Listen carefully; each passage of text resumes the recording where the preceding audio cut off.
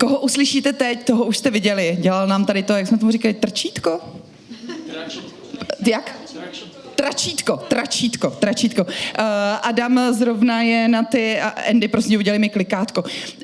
Adam zrovna na tyhle ty názvy, slova a další tyhle ty jakoby překlepy je stavěný. Mu se hrozně líbilo, že jsem říkala, jako nebojte se, vy se potřebujete jenom odbát, než vystoupíte. Takže další jako do jeho slovní zásoby, protože Adam Kolář je slovní návrhář. Adame, pojď si.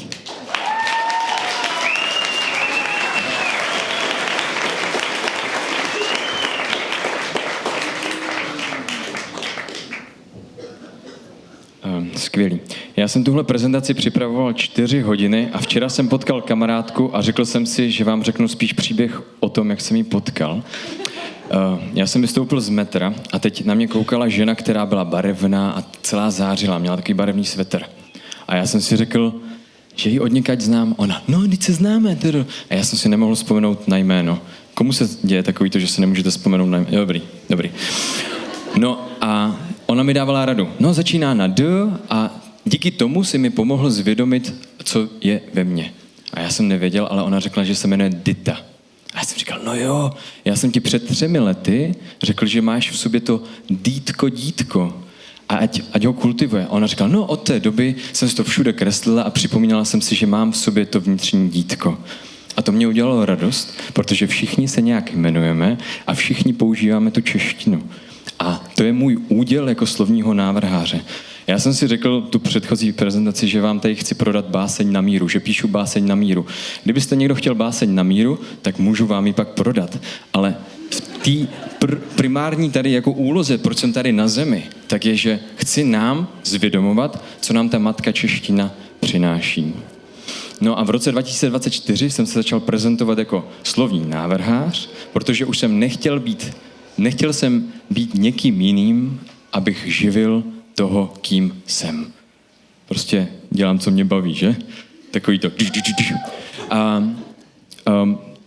Kolik vás tu je, co dělá, co vás baví? To mě zajímalo, protože Hřevnice jsou ty piko, yes. A já miluji slova a miluji právě, je i díky mámě, která vlastně mě přivedla ke Scrabble a k různým takovým hrám a skládali jsme ty.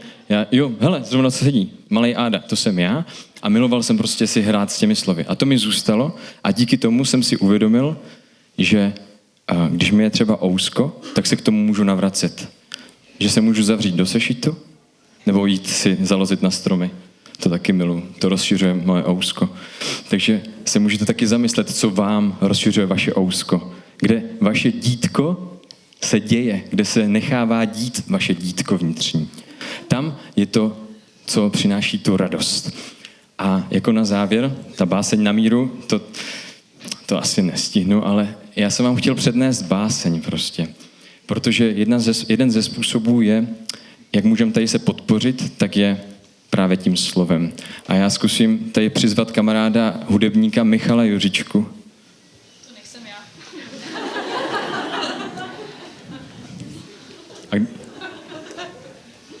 Tak to nebude hrát, tak ho... tak. Ta báseň pozbuzuje ženství.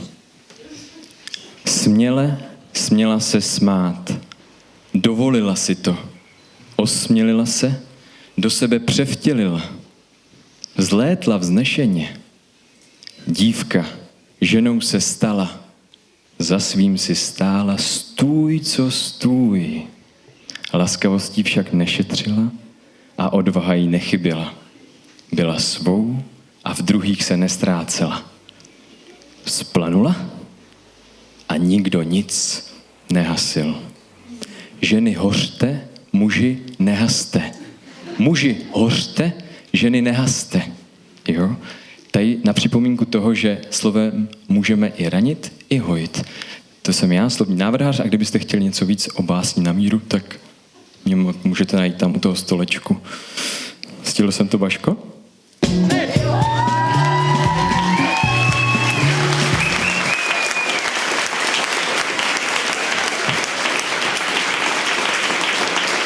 Mně ještě napadla jenom hříčka. Když tady jsem s Baškou, tak dávejte si Baška. Takhle jsem se cítil, jo?